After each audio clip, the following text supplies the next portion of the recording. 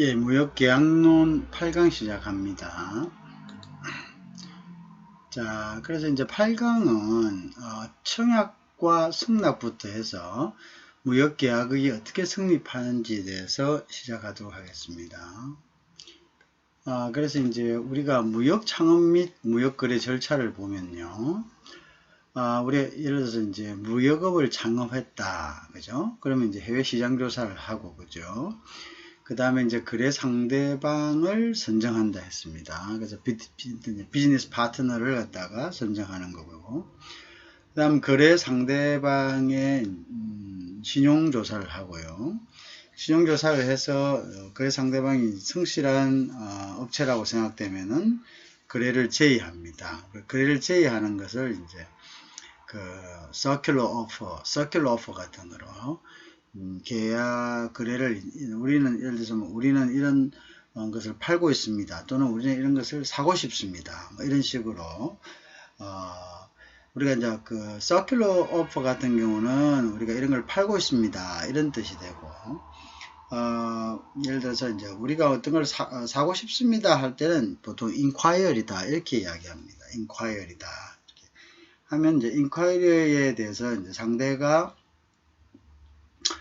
그거를 인콰이어에 대해서 이제 펌오퍼를 내죠, 그죠? 펌오퍼를 내는데 좋다 그러면 하겠다 하고 상대방이 예를 들어서 파는 사람이 그 오퍼에 대해서 이제 펌을 하게 되겠죠. 그 다음에 보통 이제 근데 이제 거래 수락 이렇게 돼 있는데 보통 제의를 인콰이리를 하면 제의하는 그게 되겠죠. 거기에 대해서 상대가 만약에 제의에 그런 제의에 대해서 이제 펌오퍼를 냅니다.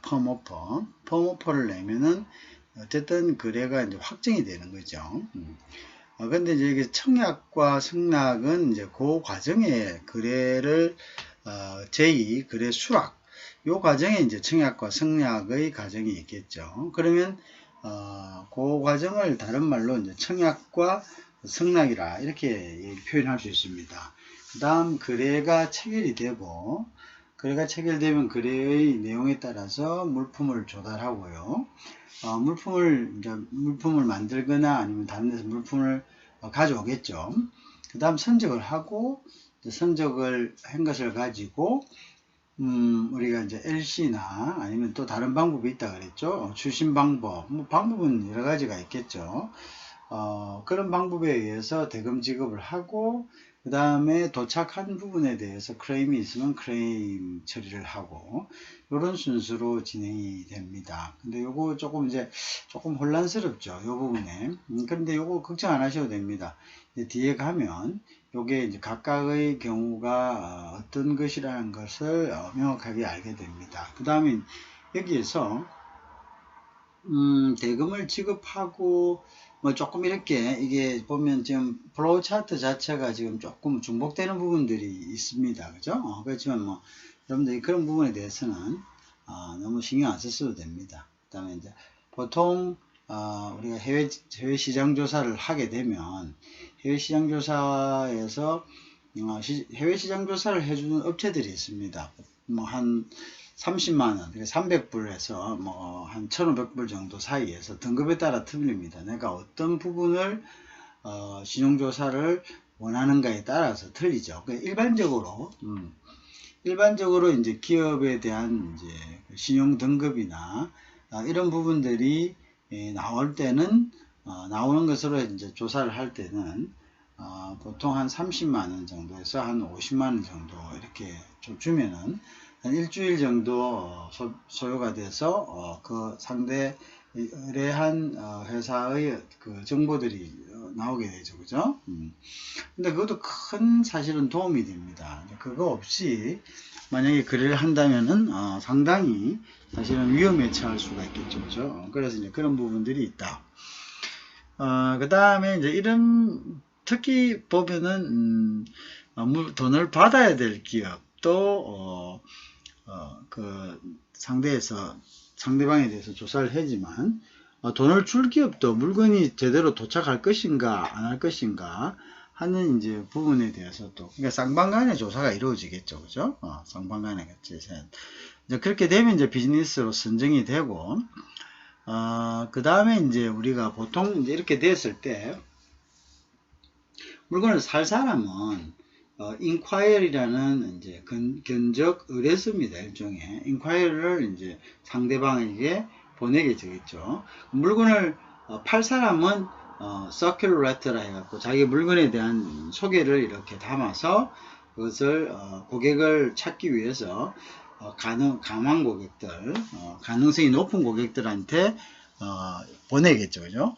옛날에 이런 걸 뭐 팩스밀리로도 보내고 카탈로그를 넣은 우편, 즉 메일링으로도 보내고 뭐 여러 가지 이제 방법이 있죠. 그래서 요 거래 제의 요 과정, 거래 수락 요 과정인데요. 이제 뭐 전혀 모르는 업체 간에도 가능하죠. 그죠? 그다음에 이제 살 사람이 인콰이어를 보냈다. 그럼 일종의 이제 청약 같은 거죠. 그러면은 팔 사람이 그 부분에 대해서 좋습니다. 뭐 하고 이제 오퍼를 냅니다. 오퍼라는 것은 그 사람이 원하는 즉 인콰이어를 한 사람이 원하는 조건대로 그 가격을 한번 제시해 보는 겁니다. 이제 품명이라든지 그 다음에 수량이라든지 이런 부분, 운송비라든지 이런 부분을 포함한 가격을 살려고 하는 사람에게 팔 사람이 제안을 하겠죠. 그죠? 제안을 할 때 이제 일종의 이제 청약이 되는 거고, 반대로는 어떻습니까? 팔려는 사람이, 그죠? 팔려는 사람이 우리가 이런 물건이 있습니다. 라고 아까 서큘러 레터를 통해서 영업을 하겠죠. 그러면 이제 살려는 사람들이 보고 그러면은 그거 주세요. 뭐 이렇게 하게 있겠죠. 그죠? 그래서 이제 그런 부분들을 우리가 뭐 인콰이어리라고 하고도 서큘러 레터를 하고 그 부분에 대해서 이제 컨펌을 하는 것을 우리가 펌 오퍼라 이렇게 이야기합니다. 펌 F-I-R-M이죠. 펌이란 것이 자체가 무슨 뜻이죠? 펌이란 것이 확고한, 그러니까 확정되었다. 그죠? 확정된 주문이다. 그래서 펌 오퍼다. 일종의 승낙의 이제 의미가 되겠죠. 그러면 이제 이 펌 오퍼를 갖다가 기초로 해가지고 우리가 또 한 단계가 더 있는데, 그거 이제 프로포마 인보이스라고 하는 그 단계가 또 있습니다. 그래서 이 거래는요, 이 어떤 단계냐에 따라 가지고 같은 뜻의 용어가 다른 뜻으로 표현됩니다. 그것을 우리가 이제 잘 알아야 되죠.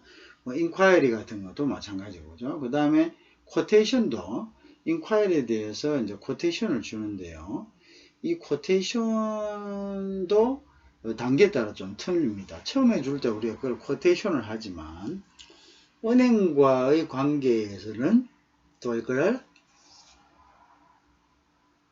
송금을 하기 위해서는 또 이제 프로포마 인보이스라 이렇게 해서 이제 변형이 됩니다. 은행이 제출할 때는 쿼테이션을 다시 프로포마 인보이스라 이렇게 이제 하고요. 이제 은행에 이제 프로포마 인보이스를 하고 그 다음에 이제 신용장으로 해가지고 선적을 한 다음에 이제 이것을 다시 산 사람에게 보내줘야 됩니다. 왜냐하면 산 사람은 이 가격에 대한 정보를 판매자한테 받아서 세관에 제출을 해야지만 관세를 그 세관에서 측정할 수 있기 때문인데, 관세는 물건값을 대상으로 하거든요. 그래서 물건값은 결국은 수출자, 그죠? 그래서 공급자가 결정하는 거기 때문에 그 공급자가 얼마의 물건에 이 사람에게 우리가 판매를 한다라는 것을 증명해야 되죠. 그래서 그러한 우리가 문서를 초기 단계는 이제 이게 프로포마 쿼테이션을 하다가 이게 프로포마 인보이스로 바뀌다가 나중에 이제 신용장하고 이런 관련되어서는 이 문서가 다시 커머셜 인보이스로 이렇게 이제 변환이 됩니다. 그렇지만 내용은 거의 같은 거죠. 거의 뭐 동일하다고 보시면 됩니다. 그죠? 그렇지만 단계에 따라서 미국에서는 같은 의미의 문서라도 다른 표현으로 쓰인다는 것을 여러분들이 좀 이제 명심을 좀 하시면 되겠죠. 그죠? 자, 그래가지고 이제 보통 이런 식으로 해서 이제 물품이 되면 그러면 이제 여기서 이제 아까 이야기 드렸다시피 확정이 나는 거고, 확정이 나면은 물품을 이제 이것을 믿고 이제 발정이 날 때는 결국은 우리가 이쪽에서 이제 최종적으로 펌을 하는 것은 결국은 이제 신용장을 오프닝 하는 거죠. 그죠? 신용장을 이렇게 열면은 비로소 저 사람이 나의 물건을 구입할 의사가 100% 확신하구나 하고 믿고 신용장이 도착하면은 이제 뒤에 가면은 우리가 이제 신용장 거래가 어떤 방식으로 이루어지는가에 대해서 공부를 하게 됩니다. 그래서 신용장이 도착하면은 신용장이라는 것은 은행에서 지급을 보정한 일종의 문서입니다. 단 수입자가 원하는 조건을 만족시켰을 때입니다. 수입자가 원하는 조건을 만족시켰을 때 그때 수출자의 거래은행, 즉 매입은행에서는 수출자에게 수입자가 맡겨놓은 돈을 먼저 선지급하게 됩니다. 자, 그리고 중요한 것은 수입자가 반드시 수출자는 반드시 수입자가 신용장상에 요구하는 서류를 맞춰 주어야 된다. 굉장히 중요한 이야기입니다. 그래서 만약 그것을 맞춰주지 못하면 수입자는 내고은행에게 지급을 중지할 것을 요구할 수 있습니다. 무슨 알겠죠? 자, 그 프로세스는 뒤에 가면 다시 신용장이라든지 아니면 추심에 의한 방법이라든지 이런 방법을 배움으로써 여러분들이 어떻게 그것을 중단시키는지에 대해서 알 수 있으니까 지금 단계에서는 그냥 한번 대충 들어봅니다. 그죠? 크게 염려 안 해도 됩니다. 그 다음에 이제 선적하고 이제 이 대금 지급이라는 거는 보통 신용장의 경우인데, 그죠? 선적하고, 보통은 이제 모르는 관계는 선적 전에 대금을 지급하고 선적 후에 이제 그 사람들이 선적 후에 하는 것보다는 선적 전에 대금을 지급받는 것이 안전하기 때문에, 그죠? 선적 전에 대금을 지급받는 경우가 많습니다. 그죠? 그래서 그거는 이제 방법에 따라서, 송금 방법에 따라, 결제 방법에 따라서 조금씩 차이가 있을 수 있다. 라는 것을 여러분들이 인식합니다. 그죠? 자, 어쨌든, 요 과정들을 우리가 이제 전체적인 과정이 이제 이렇게 된다라는 것을 대략적으로 숙지를 하고, 물론 이제 뒤에 가면은 어떤 대금 방식이냐에 따라서 이것을 요 순서가 조금 바뀔 수가 있습니다. 대금 지급 방법이 선적 전으로 하느냐, 선적 후로 하느냐, 또 선적 전으로 하여도 이것이 어떤 지급 방법에 의해서 지급이 되느냐, 그 내용이 좀 틀려집니다. 아시겠죠? 그런 것들을 여러분들이 잘 이해해야 됩니다. 자, 그래서 이제 구체적으로 한 번씩 이제 들여다 봅시다. 어떻게 이제 진행될 수 있는지. 자, 그래서 이제 무역 창업 및 무역 거래 절차, 꼭 창업이 아니더라도 어쨌든 기본적으로 우리가 이제 베이스부터 한다는 전제하에 뭔가 우리가 어떤 조직에 들어갔어도 무역 관련 조직에 들어갔어도 되지만 일단 창업을 한다 이렇게 생각하면 가장 자기 스스로 해야 되니까, 그죠? 세심하게 우리가 보다 더 세심하게 조사가 될 수가 있겠죠. 그죠? 그래서 이제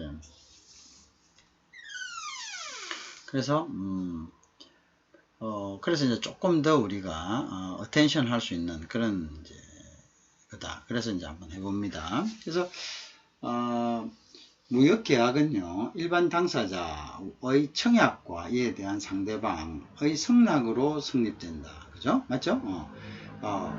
팔겠습니다. 그 다음에, 예, 좋습니다. 이런 거죠. 자, 국제거래는 국내 거래에 비해서 복잡합니다. 그죠? 1회의 청약과 승낙만으로는 계약이 체결되지 않습니다. 그죠? 당사자가 수회 협상을 통해서 계약서를 작성하여 서명하는 방식으로 진행되는 경우가 많죠. 밀고 땡기고 그렇게 하죠. 그죠? 그리고 이제 이러한 조건들이 디테일해야 되는 이유가 뭐냐면 국내 같은 경우는 문제가 생기면 타고 달려가면 되죠. 그죠? 전화하다가 안 되면 차 타고 가면 됩니다. 가서 마주 앉아서 얘기하면 되는 거고, 그 거리적 접근이 쉽다는 것이 얼마나 큰 영향을 미치는지 우리가 국제 간의 거래를 보면 알 수 있죠. 그 다음에 무슨 뭐 문제가 생겨도 뭐 이렇게 뭐 조금 융통성 있게 처리를 할 수 있는데, 국제 간의 거래는 어떤 물건을 하나 보내는 것도 아주 복잡하고 엄격한 통관을 거쳐야 됩니다. 그렇죠? 그리고 그 통관을 위해서는 또 많은 다큐멘테이션이 필요하고요. 그렇죠? 어떤 서식화가 필요하죠. 예를 들어서 하나 빠진 거 보내더라도 어차피 10개가 통과하나 100개가 통과하나 1000개가 통과하나 하나가 통과하나 서류는 다 똑같습니다. 그죠?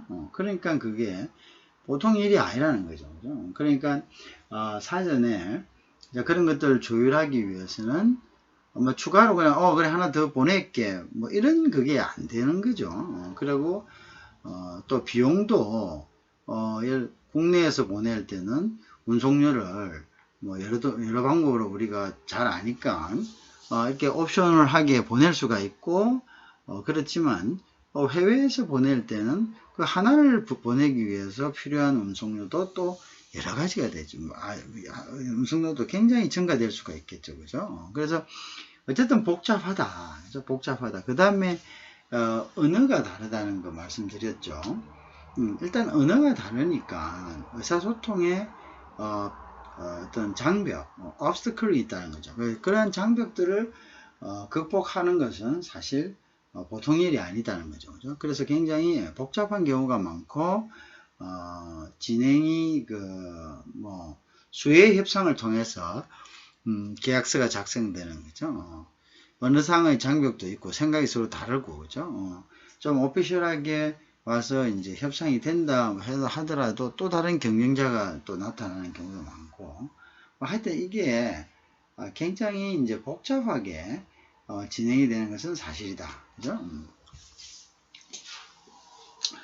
그 다음에 이제 그렇지만 우리가 이제 이걸 지금 학습하는 입장에서는 단순한 계약 체결 시스템이 어떤가를 이제 한번 살펴봐야 됩니다.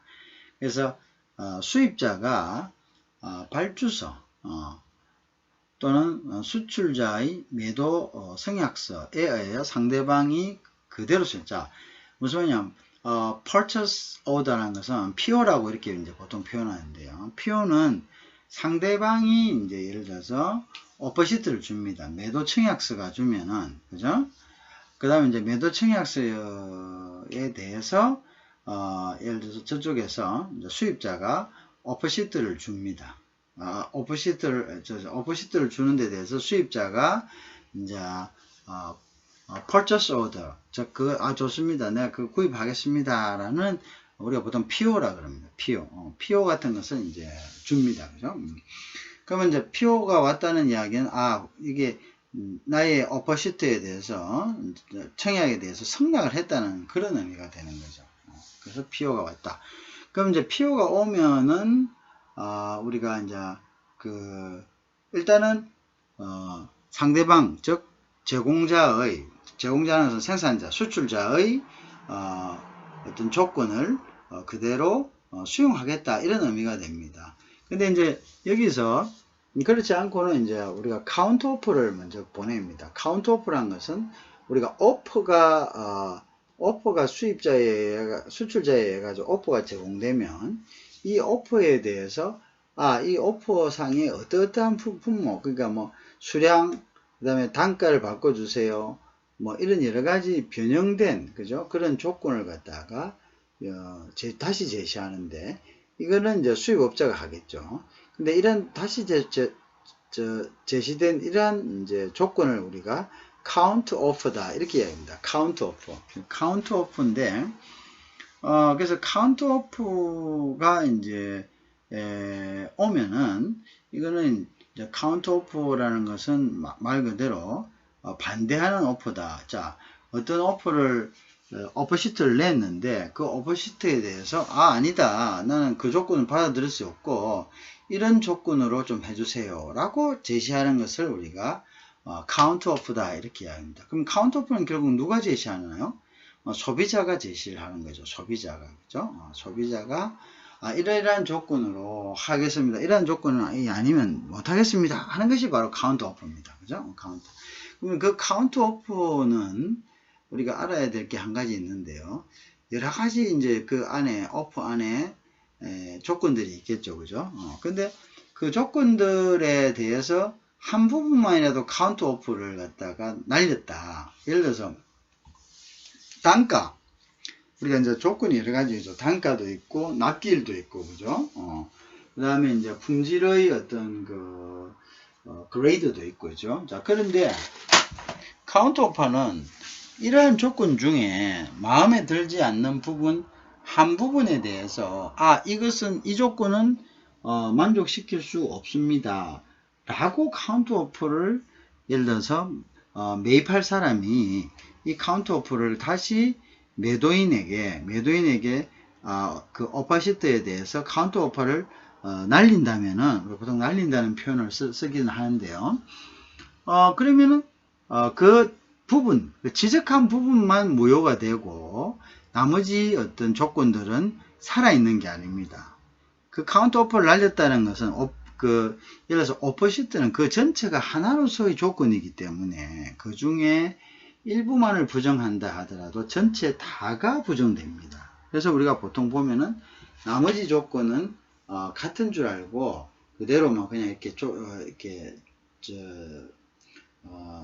카운트 오퍼에 대해서 그대로 진행을 하고 하는 경우가 많은데, 하고 이제 기존의 나머지 자기네들이 주장한 부분에 대해서는 이거는 뭐 다른 말이 없었으니까 이 부분은 너희들 우리하고 생각이 같은 거 아니냐 이렇게 주장할 수 있는데, 실질적으로는 이제 그렇겠죠. 그렇지만은 카운트 오퍼를 갖다가 다시 올린 사람 쪽에서는 전체를 모두 다시 부정해도 그것은 큰 무리가 없다. 그래서 조심해야 된다.